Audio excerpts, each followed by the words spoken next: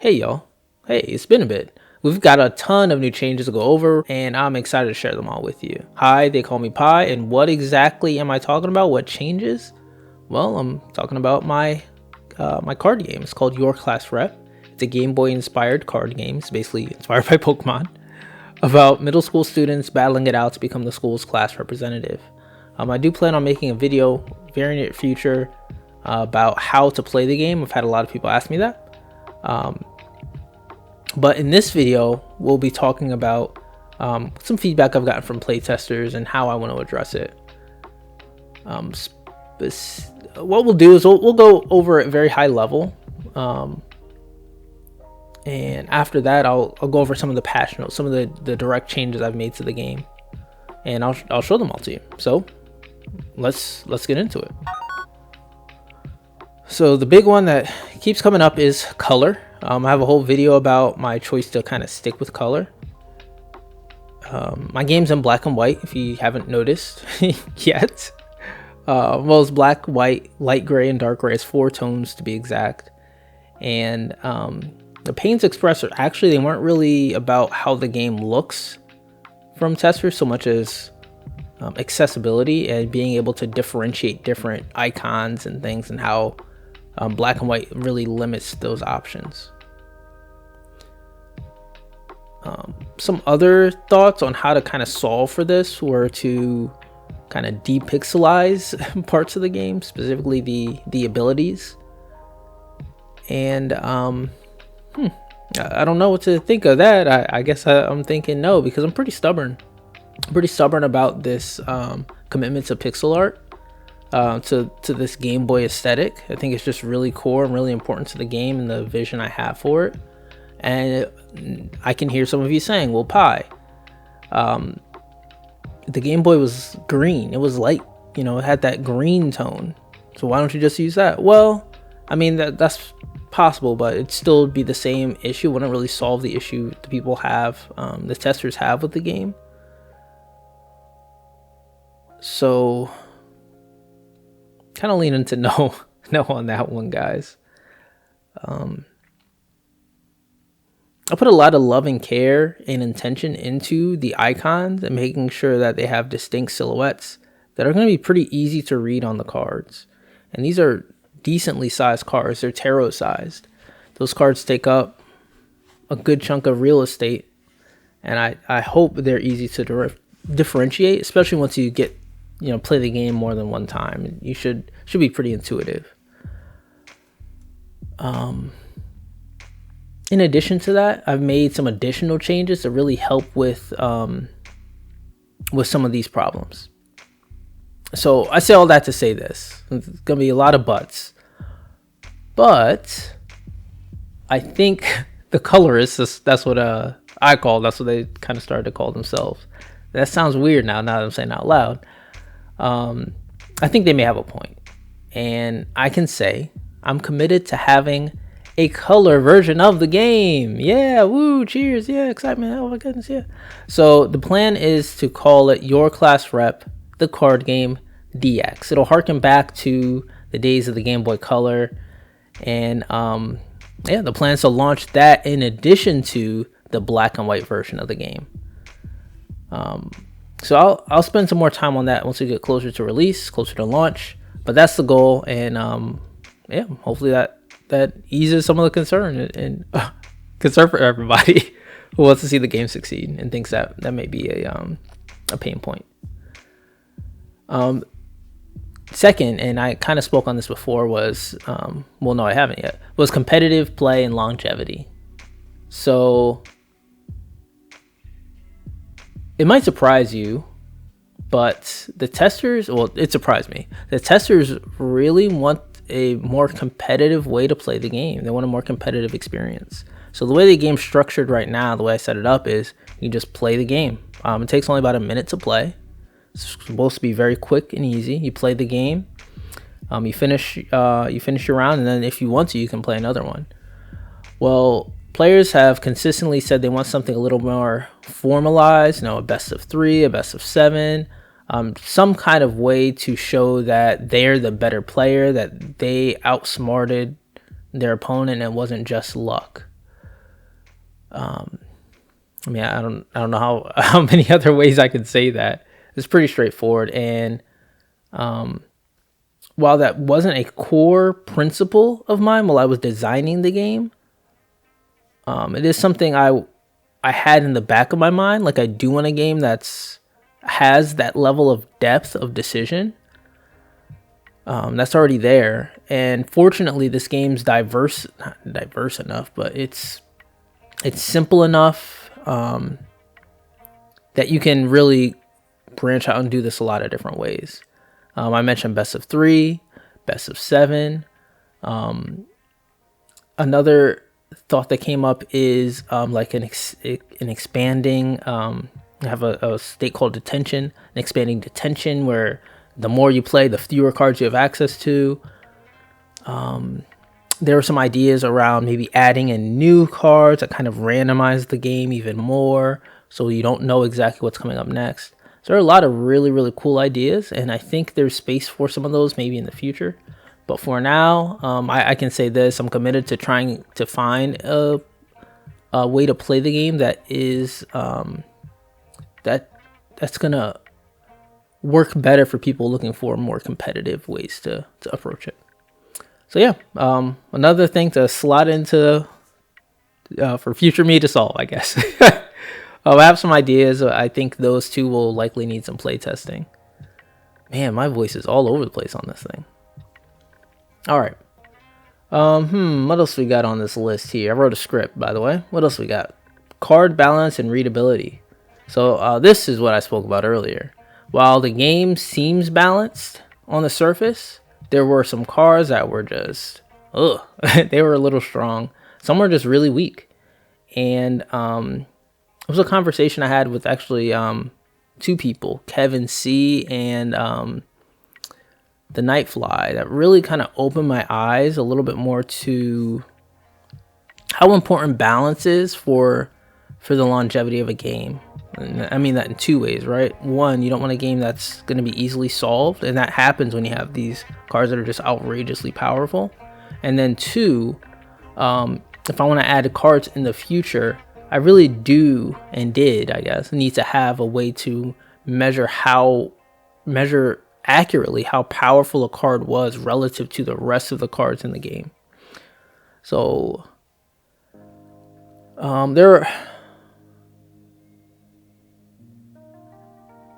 that was kind of one issue. Issue number 2, I guess, is cards should typically feel good to play. There may be one or two exceptions here or there, and those need to still feel balanced, but there are a lot of cards that you just never really wanted to play, even if they were strong. So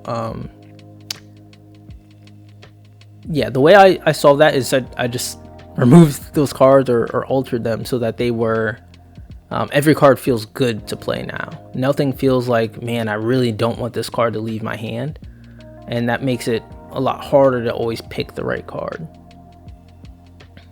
And then I guess too, I spent time in developing that system where I could manage card strength a little bit better.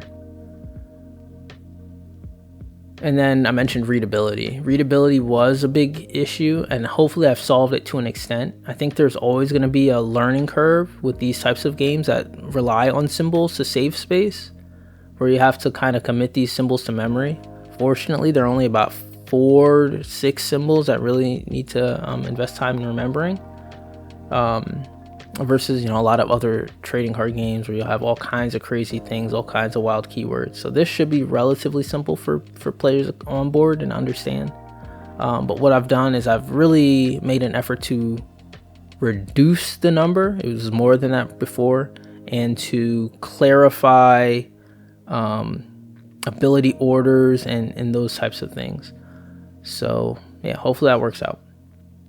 All right, now I can kind of go into some of the changes in a little bit more depth. There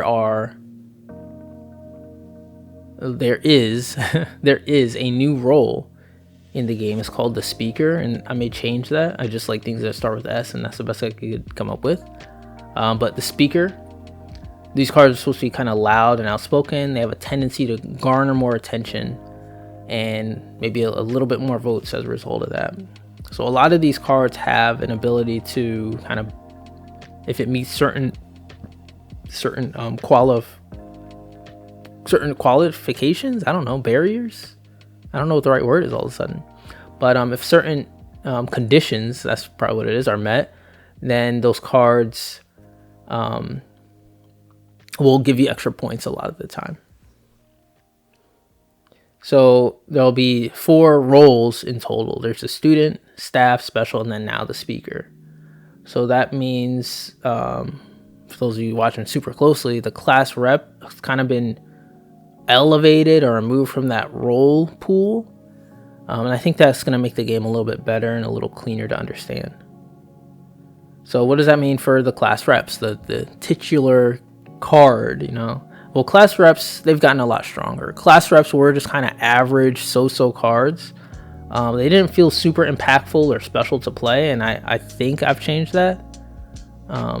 That was some of the feedback I've gotten, is that these cards feel very average and underwhelming. So I added a lot more power to them across the board, and I think I can help keep that balance by just making all the class rep cards similarly powered.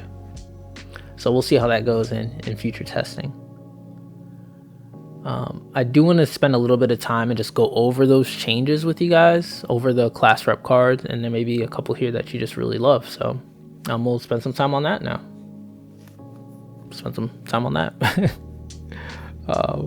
So there's the speech kids, and these are kind of like the main characters, if you will, of the game. So initially they were 1 influence, 1 vote card. They were a student, and their ability was they would always tie. And then I changed that slightly, still 1 influence, still 1 vote. Their role, that we've added the speaker role, so student speaker. And then we gave them the class rep ability, which always ties. That was the ability before, but now they also get 1 additional vote.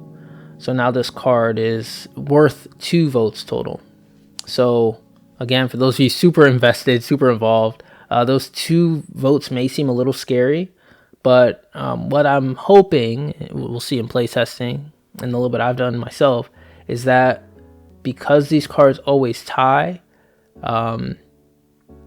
it's not going to feel very oppressive, and especially not compared to the other class reps, because in an exchange, you're really only going to net, maybe 2 points at most with this card. What I found was at the 1 point cost, you're often losing the exchange with what was supposed to be a very powerful card. So bumping this up by 1 should help kind of resolve that and make this card always feel like a good choice. Even if it's not necessarily winning you points, it'll help stall the game, give you time to decide, and kind of reduce your opponent's hand a little bit.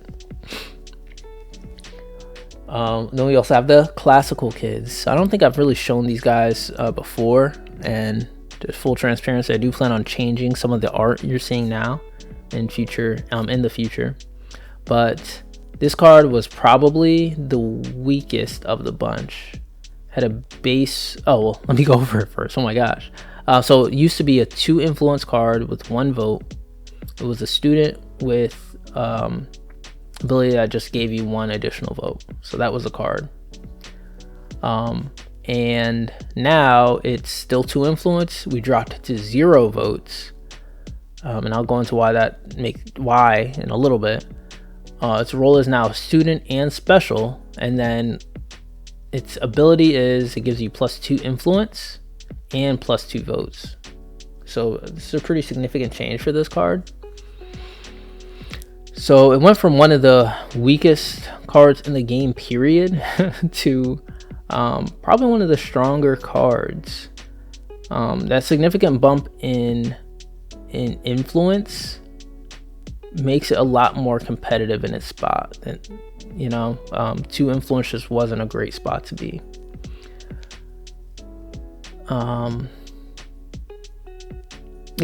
at 0 votes, it's really unlocks a lot of ability to add more influence into more votes into the deck. zero base influence. So we'll see how that plays out. That's the part I'm really worried about, is this card just unlocks way too much power. So we'll have to wait and see. I have a fix in mind if that is the case, so we'll have to play test with that one a little bit. And then the third class rep for homeroom 3A is the Karate Kid. So again, those of you who've been watching for a long time, you'll know this slot used to belong to the swim kid. But after looking at the card, I just had to make that switch. It looks like a fighting game combo stream on there with all these icons. So it went from 3 influence, 1 vote. It was pure student, and its ability was against staff cards. The staff role, it would gain an additional 3 influence.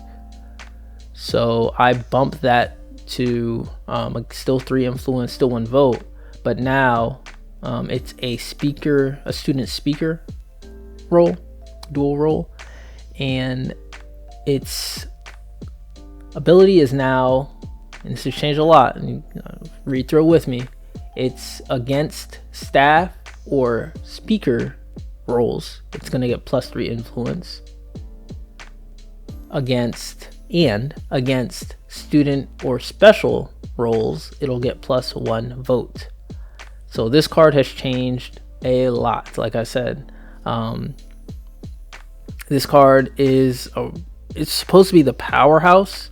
It's supposed to pretty consistently win most of its turns, and against students and speaker cards, it's supposed to kind of outpace them in votes. So that's the way I try to design this card. So it's kind of a high risk, high reward card, a true fighter, if you will. So we'll see how this one plays out. I'm not as worried about this card, but it is one I want to watch, especially compared to the other two students. Other two class reps. So I mean, wow, I've been talking for a hot minute, boy, goodness. So a lot of changes, and that's just the tip of the iceberg. I've done, I think, besides these 3, there's about 10, 12, somewhere between 10 and 12 other changes. I think 12 exactly. I have a full breakdown on Discord. This video's gone so long, I'll spare you guys all the details. If you really want to see it, you can hit me up there. I should have a link on screen here in a second. As always, guys, God bless, be safe, and I will see you guys next time. Bye-bye.